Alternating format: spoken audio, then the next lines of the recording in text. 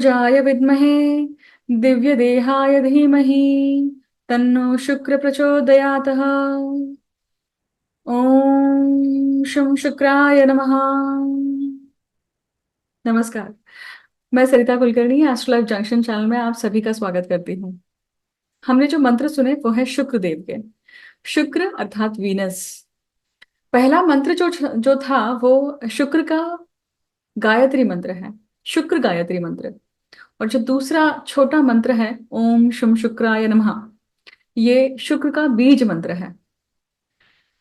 जब भी शुक्र की दशा, अंतरदशा या शुक्र का गोचर आपके किसी महत्वपूर्ण स्थान में होता है या किसी युति के साथ में होता है, और हमें जब शुक्र की अनुकंपा चाहिए, तब हमें इन मंत्रों का उच्चारण करके, अगर हम 11 बार भी कर लेते हैं नित्य नियम से, तो भी उसके वाइब्रेशंस, तो भी उसकी जो फ्रीक्वेंसीज हैं वो इतनी फाइन ट्यून रूप से काम करती है, वो किए बिना नहीं समझ में आने वाला है आपको। तो ये वीडियो अर्थात ही शुक्र का है। शुक्र का गोचर कर्क राशि में हो रहा है, और कर्क राशि जो है वो काल पुरुष कुंडली में चौथे भाव में आती है। और ये जुलाई 7 से लेकर 31 जुलाई तक शुक्र जो है वो कर्क राशि में चलेंगे। फिलहाल शुक्र जो है वो मिथुन राशि में लक्ष्मी नारायण योग बनाकर हमें बहुत कुछ फलित देकर गए हैं। हालांकि वो असंगत स्थिति में भी थे, परंतु आपके साथ में इस लक्ष्मी नारायण योग का क्या परिणाम रहा, ये आप लक्ष्मी नारायण योग के वीडियो पर आइदर साझा करिए या फिर इस वीडियो के कमेंट सेक्शन में जरूर साझा कीजिए कि लक्ष्मी नारायण योग जो है, समृद्धि जो है, वो समृद्धि का किस प्रकार का फ्लेवर, किस प्रकार की छटा आपको अपने जीवन में दिखाई दी, नहीं दी, दिखाई दी, दोनों ही बताइए। क्योंकि जब तक आप योगों को नहीं समझते हैं सही रूप से कि वो किस प्रकार से फलित होते हैं, या क्यों या कब फलित होते हैं, क्यों फलित होते हैं और क्यों नहीं फलित होते हैं, उनके कारण सही रूप से समझना बहुत आवश्यक है। आगे बढ़ते हैं। अ, आगे बढ़ने के पहले एक अनाउंसमेंट, हमेशा की तरह, कि मैं अपने किताब का लिखान कर रही हूँ, पुस्तक लिख रही हूँ। और वो जो पुस्तक है ये ज्योतिष के एक बहुत महान योग पर है। बीच में कुछ महीनों में इस काम पे ना खंडन पड़ गया था, और मैं काम नहीं कर पाई हूँ किसी कारणवश उसमें। परंतु जल्द ही रिज्यूम करने वाली हूँ, और पहला जो खंड है वो तैयार होने में है अब। तो अपडेट आप सभी के साथ में यूट्यूब के माध्यम से शेयर करती ही रहूंगी। और ये ईश्वरी काम है, मैं समझती हूँ। और ईश्वरी काम, ज्योतिष विद्या जो है वो, ये भी ईश्वर की दी हुई विद्या है। व्यक्ति कभी चूज नहीं कर सकता है विद्या को, विद्या चूज करती है कि मैं इस स्थान पे विराजमान होंगी। तो ईश्वर ईश्वर का आशीर्वाद होगा, जैसे जैसे ईश्वर का आशीर्वाद होगा वैसे वैसे कार्य आगे बढ़ेगा। अब आगे बढ़ते हैं इस वीडियो की तरफ, है ना। तो जो वीडियो की हमने शुरुआत की थी मंत्रों से, तो उस मंत्र को आप ध्यान रखिए। अगर आप गूगल करते हैं तो आपको शुक्र का वैदिक मंत्र, शुक्र का बीज मंत्र और शुक्र की गायत्री, ऐसे तीनों ही मंत्र मिल सकते हैं। इसमें से आप शुक्र का बीज मंत्र उच्चारण कर सकते हैं। शुक्र का जो गायत्री मंत्र है, शुक्र गायत्री है, उसका भी उच्चारण कर सकते हैं। अगर आपकी शुक्र की राशि है, शुक्र का लग्न है, मतलब आपकी वृषभ राशि है, तुला राशि है, या फिर शुक्र की महादशा चल रही है। अब कर्क राशि में ये गोचर होने वाला है ना। काल पुरुष कुंडली में कर्क राशि चौथे भाव में आती है। चौथा भाव जो है वो आपके सुखों का है, माता का है, और आपके वास्तु का है। कर्क राशि में जो आप एनर्जी लेकर आते हैं ना, वो पराक्रम से आती है। देखिए, जो आप पराक्रम कर रहे हैं, जो आपको माहौल मिलता है, जो आपके सिबलिंग्स हैं, जो आपके आप्त हैं, जो आप एनर्जी एकत्रित करके लाते हैं इन लोगों से, इन परिस्थितियों से, इन सर्कमस्टांसेस से, वो आप अपने सुखों में लाते हैं, मतलब आप अपने घर में लेकर आते हैं। अब उस एनर्जी का, उस शक्ति का रूपांतरण आप किस प्रकार से करते हैं, उसका ट्रांसफॉर्मेशन किस प्रकार से करते हैं, वो ट्रांसफॉर्मेशन, वो प्रोडक्ट जो है वो आपको पंचम भाव में मिलता है। क्योंकि पंचम भाव उत्पत्ति का है, संतति का है ना। तो चौथे भाव में जब शुक्र आते हैं, तो ये बहुत अच्छी परिस्थिति है, बहुत अच्छी कंडीशन है शुक्र के लिए, क्योंकि शुक्र का कारक भाव भी है ये। क्योंकि शुक्र इस भाव में आकर बहुत कंफर्टेबल फील करते हैं, क्यों? क्योंकि शुक्र किस चीज के कारक हैं? शुक्र लक्ष्मी के कारक हैं, शुक्र स्त्री के कारक हैं, शुक्र सभी प्रकार के रिलेशनशिप के कारक हैं, और शुक्र शुक्र जो है वो क्षणिक सुखों के कारक हैं। क्षणिक सुख जो होता है, क्षणिक सुख और परमानेंट हैप्पीनेस है ना, स्थायी सुख और क्षणिक सुख, ये दोनों जो सुख हैं, हम दोनों इन दोनों ही प्रकार के सुखों की हमें आवश्यकता होती है जीवन में। परंतु माता बनना या फिर पिता बनना ये स्थायी सुख है, ये आपके साथ में हमेशा जीवन मरणों पर्यंत रहने वाला है। परंतु अच्छा खाना खाया, या फिर अच्छा डेजर्ट खाया, कोई बहुत अच्छा गाना सुन लिया, बहुत अच्छी चीजें देख ली, मतलब जो आप देखना चाहते हैं, अच्छी मूवी देखकर आ गए, तो ये सारी सुख क्या है? ये ये सभी के सभी क्षणिक सुख हैं जो आपको टेम्पररी हैप्पीनेस देते हैं, डोपामाइन बूस्ट करते हैं आपका।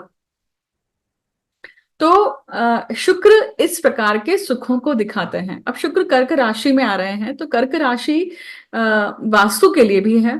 तो ये पूरा गोचर जो है ना, अगर कर्क राशि आपके चौथे भाव में, मतलब आपका मेष लग्न है, तो ऑब्वियसली ये आपके लिए आपके घर को सृजनात्मक क्रिएटिविटी आपके अंदर लेकर आएगा, और आप घर में इस क्रिएटिविटी को यूज कर रहे हैं, घर को रेनोवेट करने के लिए यूज कर रहे हैं। घर में कोई मृदंग, कोई म्यूजिकल इंस्ट्रूमेंट का आना, म्यूजिकल इंस्ट्रूमेंट बजना, घर में वो वातावरण, रिदम, लय, ये सारी चीजें आना, रिलैक्सेशन के लिए बाहर जाना, रिलैक्सेशन के लिए कहीं जो नेचर के स्थान हैं, मतलब आप लैंडस्केप कहिए, वाटरफॉल कहिए, माउंटेन्स कहिए, यहां पर जाना और सुख की प्राप्ति करना, शांति की प्राप्ति करना।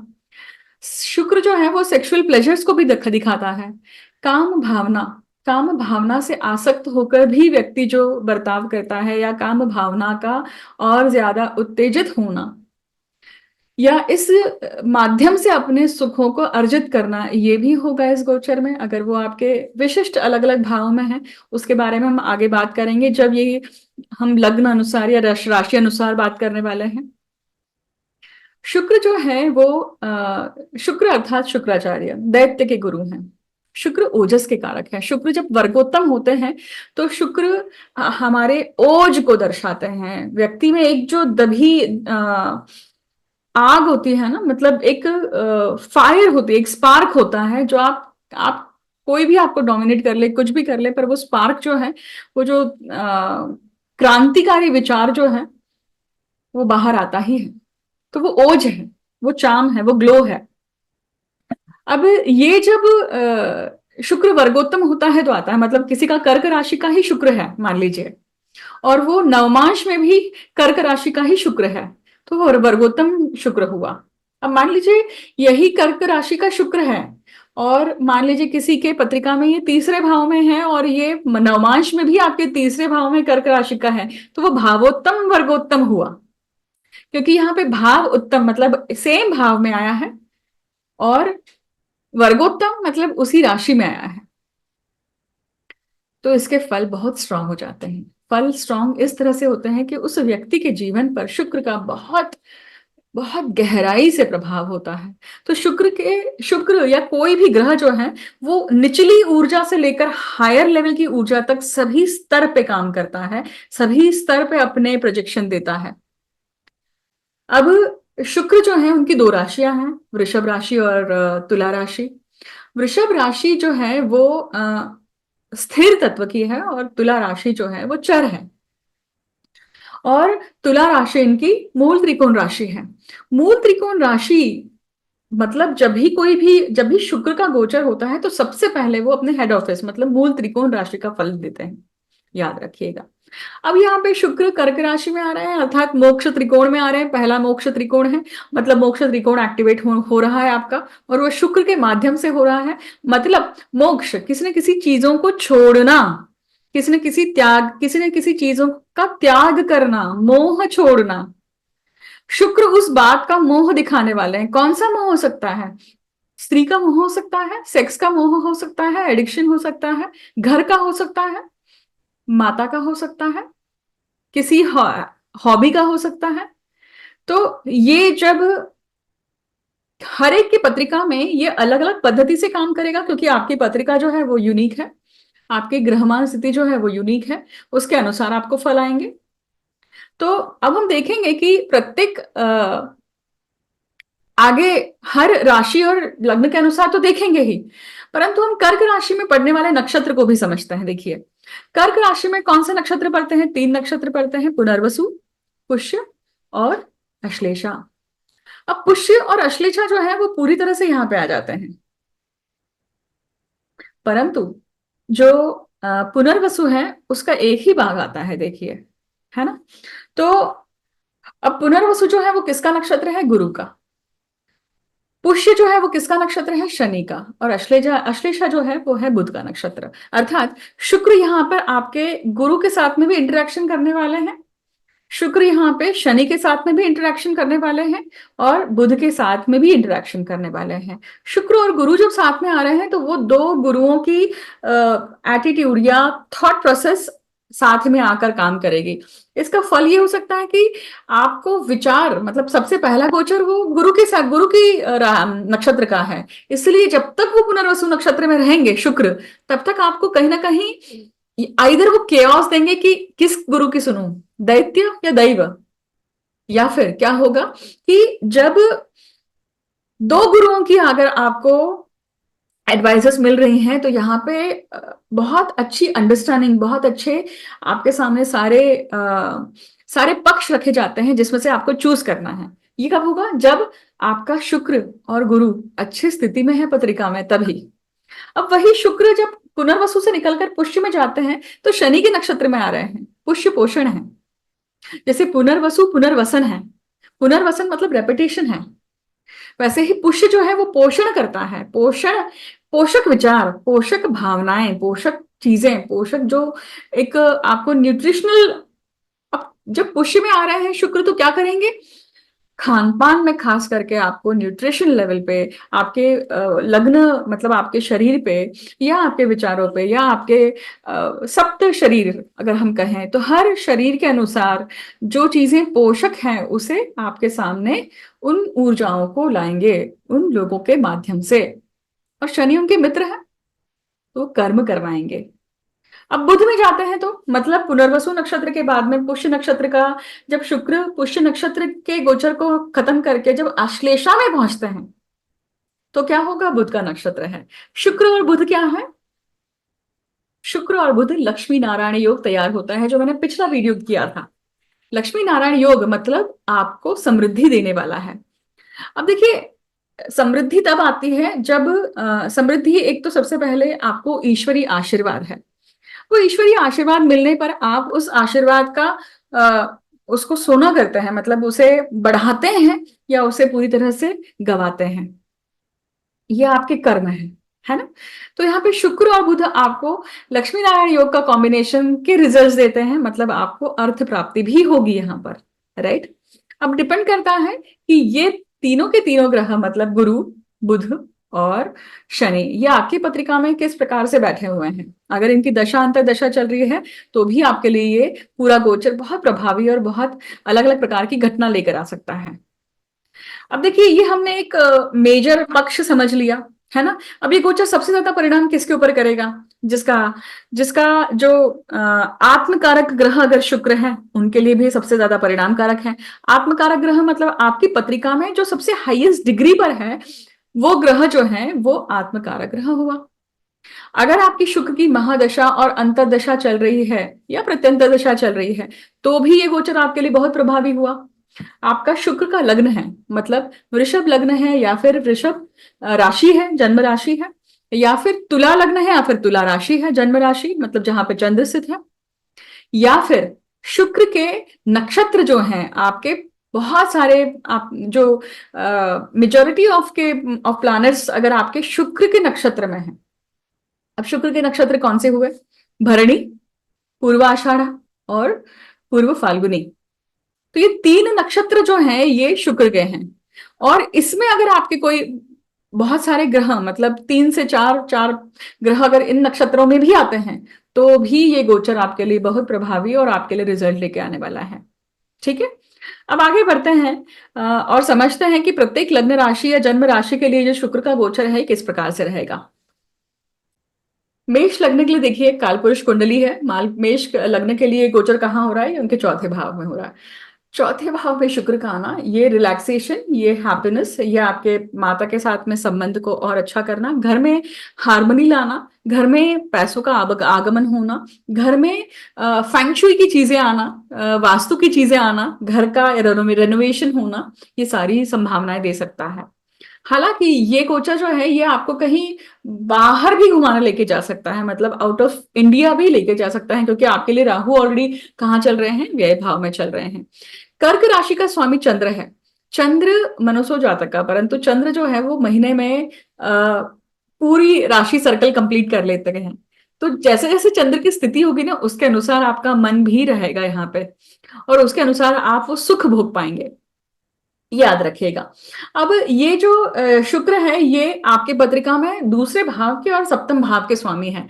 मतलब पत्नी से और कुटुंब से क्या होने वाला है? पत्नी या पति, आपके स्पाउस या कुटुंब, ये गोचर जो है ये इनके साथ में आपको ज्यादा टाइम स्पेंड करने के लिए चांस देगा।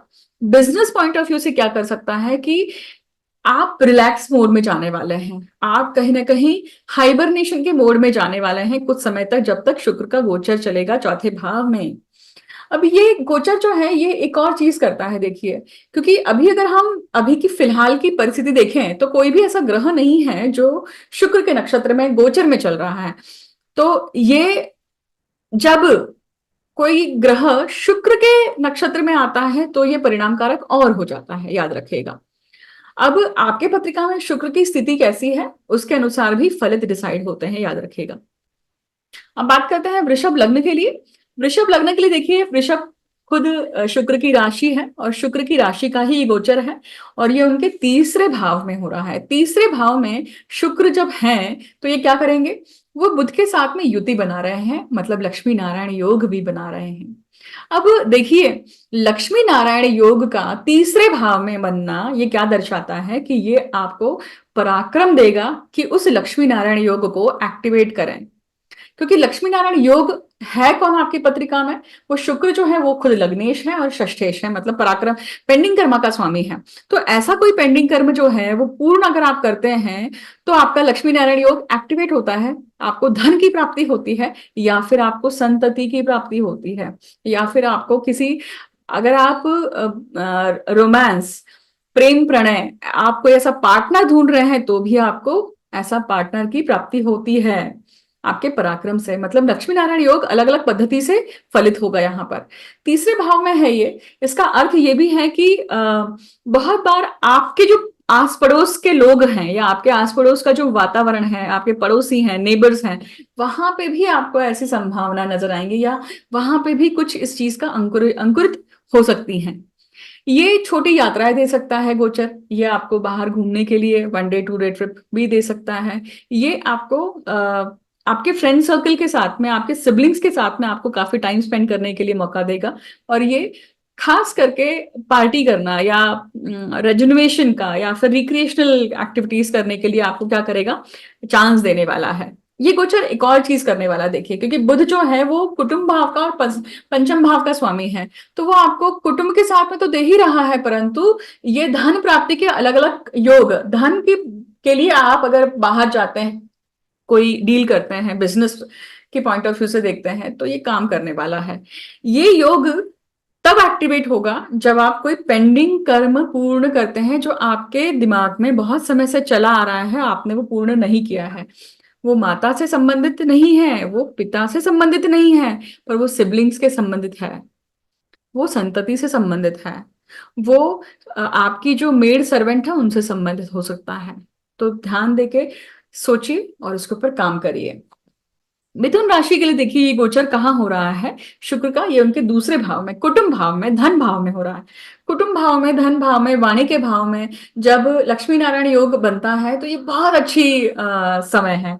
ये बहुत अच्छा योग है मिथुन लग्न के जातकों के लिए, क्योंकि लग्नेश खुद यहाँ पे क्या कर रहे हैं, लग्नेश और सुखेश जो है वो लक्ष्मी नारायण योग बना रहे हैं शुक्र के साथ में। और शुक्र आपकी पत्रिका में कौन है, ये आपके व्यय भाव के स्वामी है और पंचम भाव के स्वामी है। बाहर जाने का योग बनाते हैं, बाहर से पैसा लाने का योग बनाते हैं।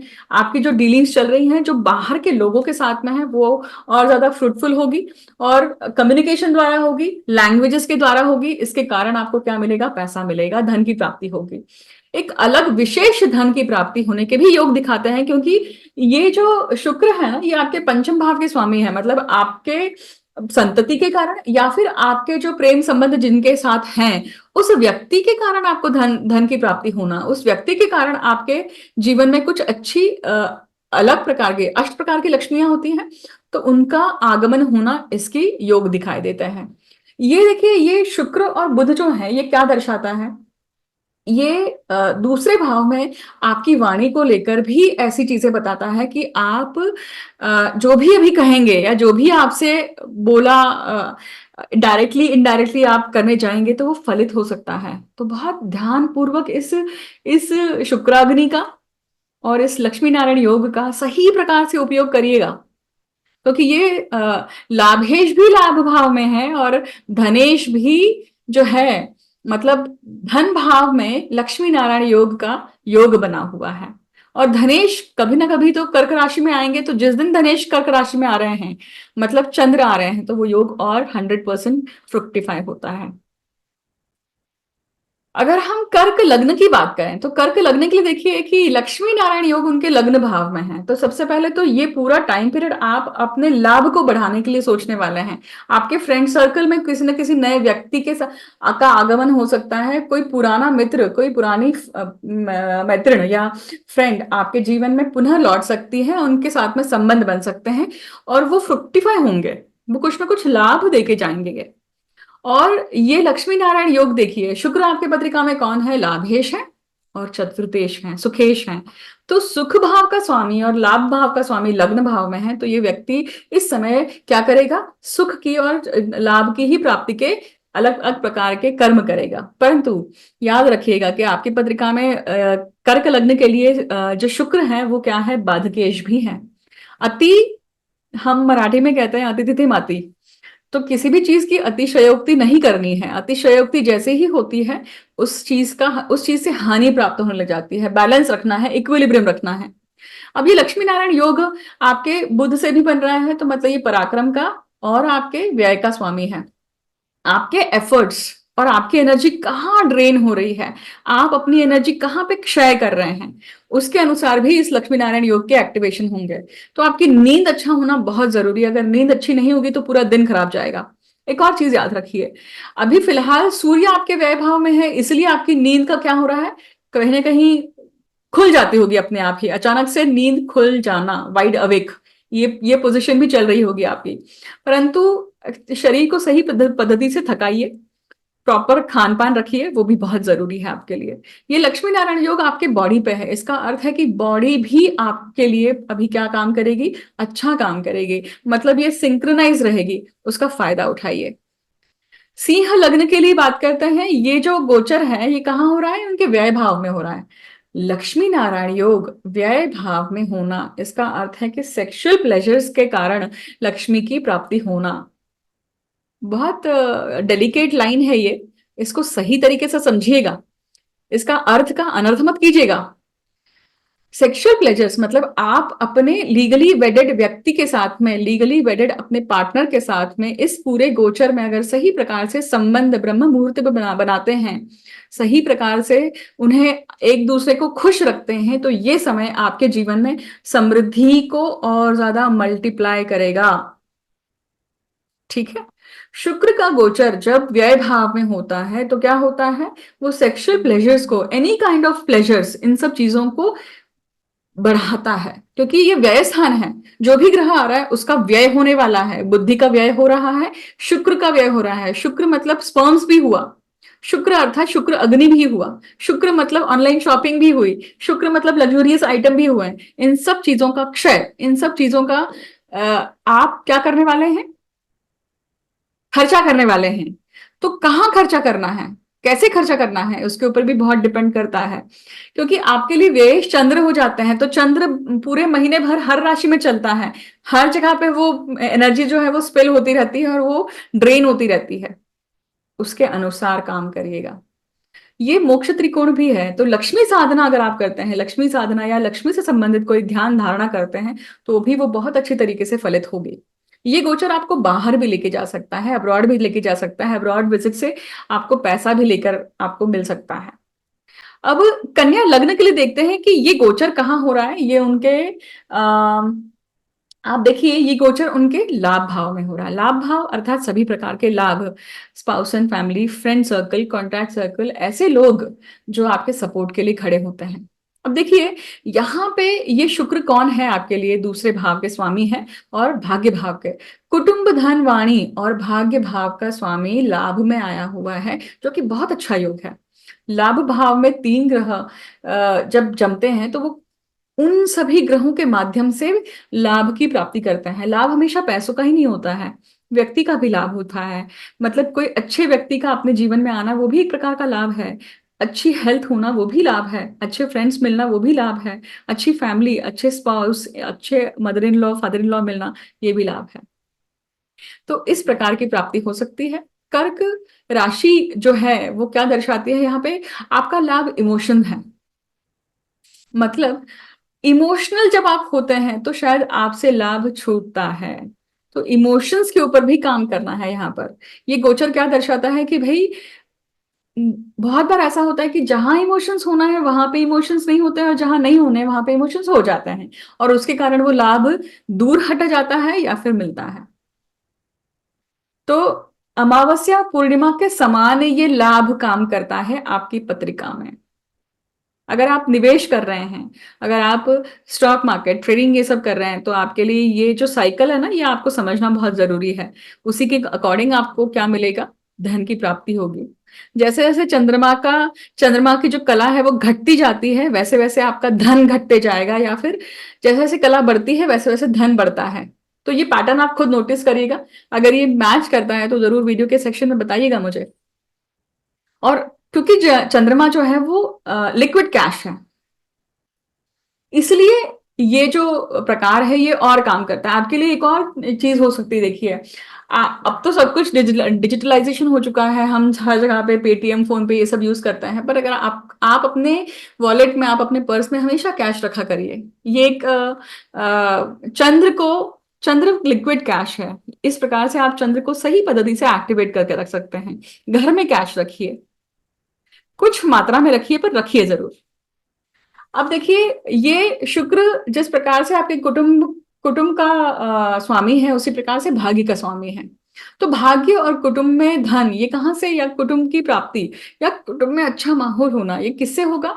ये आप जब खुद खर्च करते हैं, आप जब खुद अपने फ्रेंड सर्कल के साथ में आ, ये आपको कहीं ना कहीं भाग्य लेकर आएंगे और आपके कुटुंब में वृद्धि भी करेंगे।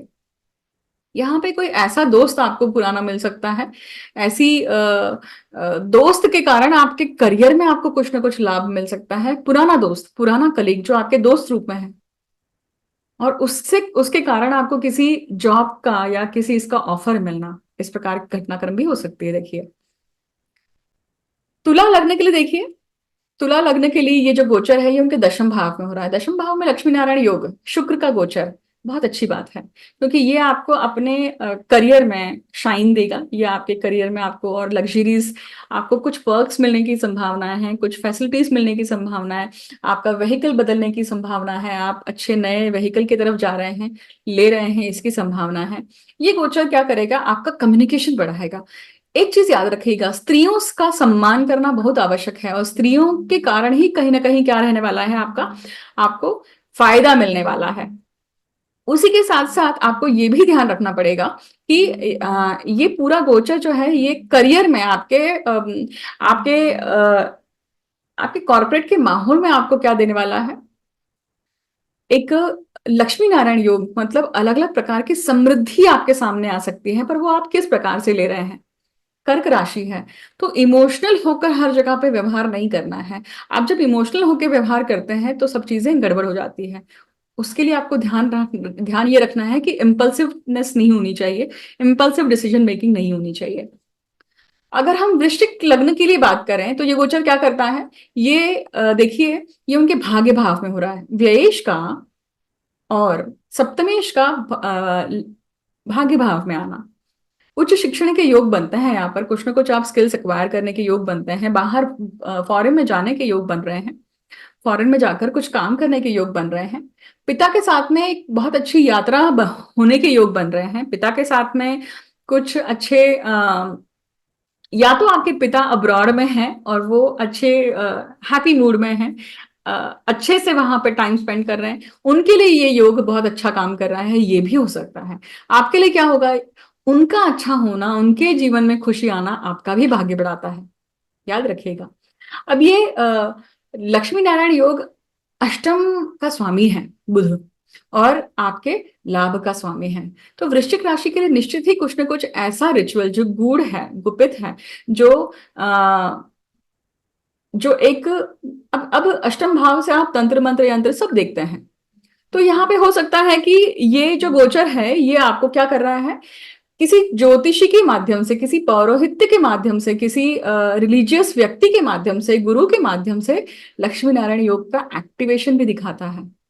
किसी ऐसे व्यक्ति के माध्यम से उसकी कोई आपको जो ये मिलती है, एडवाइस मिलती है, उसके कारण आपका ये योग एक्टिवेट होता है। शुक्र यहाँ पे बहुत बढ़िया तरीके से काम करता है। देखिए, अब देखिएगा, धनु लग्न की बात करते हैं। धनु लग्न के लिए देखिए ये गोचर कहाँ हो रहा है, ये उनके अष्टम भाव में हो रहा है। अष्टम भाव में लक्ष्मी नारायण योग बनना, शुक्र का आना। शुक्र दैत्याचार्य हैं, और शुक्र क्या है, शुक्र एक कॉज के लिए लड़ते हुए दैत्यों की तरफ गए हैं। देखिए, तो यहाँ पे कोई ना कोई कॉज है, कोई ना कोई ऐसा रिचुअल है, कोई ना कोई ऐसी विधि है, कुलदेव, कुल स्वामिनी, या कुल ना कोई आपके कुल का कोई ऐसा कार्य है जो शेष बचा हुआ है। लक्ष्मी की उपासना हो सकती है, लक्ष्मी से संबंधित हो सकता है, किसी अष्ट प्रकार की लक्ष्मी से संबंधित हो सकता है। ऐसा कोई कार्य अगर है, वो जो अधूरा बचा हुआ है आपके लीनिएज में, जो करा नहीं है, खंडित हो गया है, बीच में छोड़ दिया गया है, अपने अपने बड़े बुजुर्गों से पूछिए, समझिए, जानिए, उसके ऊपर काम करिए। ये वो समय है कि उसके ऊपर काम करना जरूरी है। अगर आप उसके ऊपर काम कर लेते हैं तो आपका अष्टम भाव यहाँ पे प्रफुल्लित हो जाता है, और आपका पेंडिंग कर्म पूर्ण होता है, क्योंकि शुक्र आपके पेंडिंग कर्म के स्वामी हैं और लाभ के स्वामी हैं। उस विधि को, उन सब चीजों को करने से आपको आपका पेंडिंग कर्म पूर्ण होकर आपको लाभ आगे चल के मिलेगा, क्योंकि यही आपका कर्म है, क्योंकि बुध आपके पत्रिका में सप्तम भाव और दशम भाव के स्वामी हैं। तो ये गोचर आपको इस पद्धति से आपको यूटिलाइज करना चाहिए। लक्ष्मी साधना करने के लिए भी बहुत अच्छा गोचर है ये। वैसे भी कल से, मतलब अब जो है वो नवरात्र, गुप्त नवरात्र अगेन शुरू हो रही है। इस समय भी आप देवी की उपासना में संलग्न होकर क्या कर सकते हैं, बहुत अच्छा इसका फायदा उठा सकते हैं। मकर लग्न के लिए देखिए ये गोचर क्या है, ये गोचर हो रहा है उनके सप्तम भाव में। सप्तम भाव में शुक्र, बुध और चंद्र का होना क्या दर्शाता है कि एक तो आपका विवाह बंधन में बंधना, या फिर आप जो वैवाहिक सुख उपभोग रहे हैं अपने स्पाउस के साथ में, वो बहुत अच्छे पद्धति से आपको रिजल्ट देगा। सप्तम भाव स्पाउस और बिजनेस तो है ही, परंतु सप्तम भाव सबसे ज्यादा इंपॉर्टेंट हमें क्या दिखाता है कि हम व्यक्तियों के, बाहर के जितने भी लोगों से हम बात करते हैं, इंटरपर्सनल रिलेशनशिप, इतर लोग, उनके साथ में हम कैसे हैं।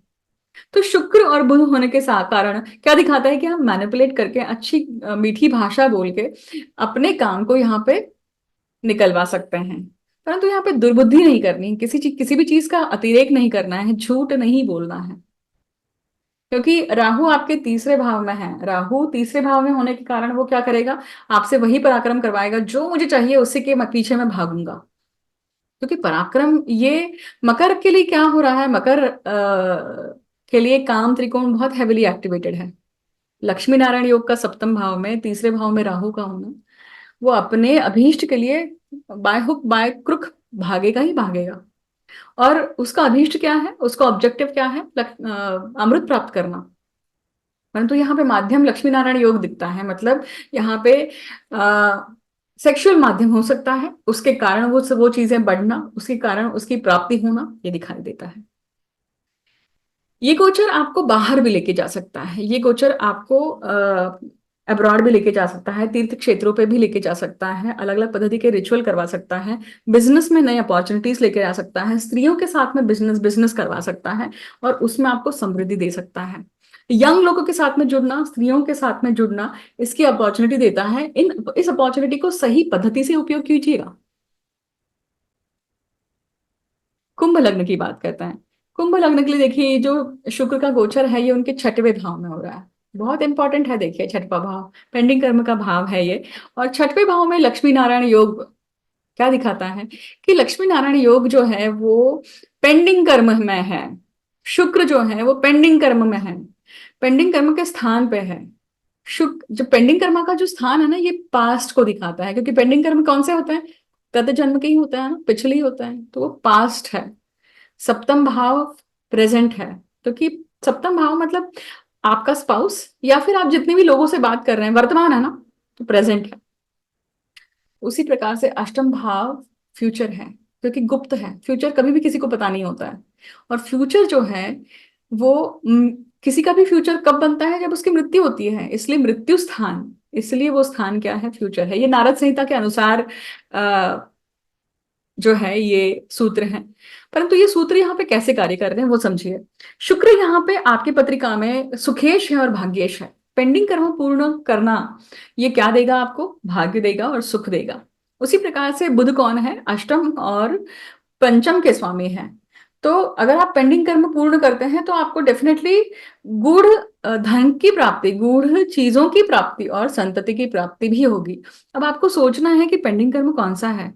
अब लक्ष्मी नारायण योग है यहाँ पर, तो क्या आपके खानदान में कोई ऐसी साधना या कोई ऐसी रिचुअल या लक्ष्मी की स्थापना के लिए किया गया कोई ऐसा कार्य, कमिटमेंट, अग्रीमेंट, ऐसा कुछ किया गया है, तो आपको पीछे 100 200 आपके बड़े बुजुर्गों से आपको पूछना पड़ेगा, समझना पड़ेगा, कहीं कुछ अधूरा रह गया है क्या, उसे पूरा करिए। ये गोचर सर्विस के लिए बहुत अच्छा है, जॉब चेंज के लिए अच्छा है, जॉब में अच्छा वातावरण मिलेगा, जॉब में अच्छी बढ़ोतरी मिलेगी, इसके लिए भी अच्छा दिखाई दे रहा है। ये गोचर आपको स्त्रियों के साथ में काफी क्या करेगा, अटैच करेगा, या स्त्री शक्ति के साथ में आपको कहीं ना कहीं सपोर्ट देगा। ये छठवें भाव में है, तो अभी आपको सर्विस देनी है, उसका क्रेडिट ले नहीं लेना है, उसका क्या कहते हैं, उसका उसका उसकी उससे कुछ भी मिले उसकी अपेक्षा नहीं करनी है। तब ये गोचर पूरी तरह से काम करके आपको फल देगा।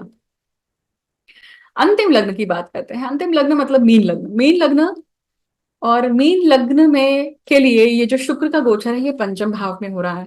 पंचम भाव में लक्ष्मी नारायण योग का होना, ऐसे जातक जो एजुकेशन क्षेत्र में है, पढ़ाई के क्षेत्र में है, उनके लिए बहुत अच्छा योग है ये।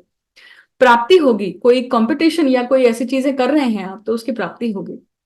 ये योग आपके लिए खास करके क्या करता है, संतति की प्राप्ति के भी योग बनाता है। क्योंकि अब देखिए शुक्र कौन है आपकी पत्रिका में, पराक्रम का स्वामी है और अष्टम भाव का स्वामी है। ऐसा पराक्रम करें जिसके कारण आपका अष्टम भाव जो है वो प्रफुल्लित हो, मतलब वो गूढ़ धन की प्राप्ति हो आपको। अब इस देखिए अष्टमेश और पराक्रमेश ये पंचम भाव में बैठे हैं, इसका अर्थ है कि यहाँ पे इजी मनी की भी प्राप्ति है, मतलब लॉटरी, या आप कोई भी स्पेकुलेशन बिजनेस में है तो भी ये अच्छा योग बन रहा है। हालांकि आपके पत्रिका में योग कैसे हैं उसके अनुसार ही इसका फल आपको समझ में आएगा या इसकी इंटेंसिटी समझ में आएगी, बट ये योग इन सब चीजों को दिखाता है। क्यों, क्योंकि लक्ष्मी नारायण योग भी है। मतलब लक्ष्मी नारायण योग होने के कारण किसी न किसी प्रकार की अष्ट लक्ष्मी में से किसी न किसी प्रकार की लक्ष्मी की प्राप्ति के योग बनते हैं पूर्व पुण्य के स्थान पे आने के कारण। और पंचम भाव उत्पत्ति का है, तो यहाँ पे जो जिस पे आपने बहुत समय से काम किया है, मेहनत करी है, उसका फल आपको अभी मिलने वाला है।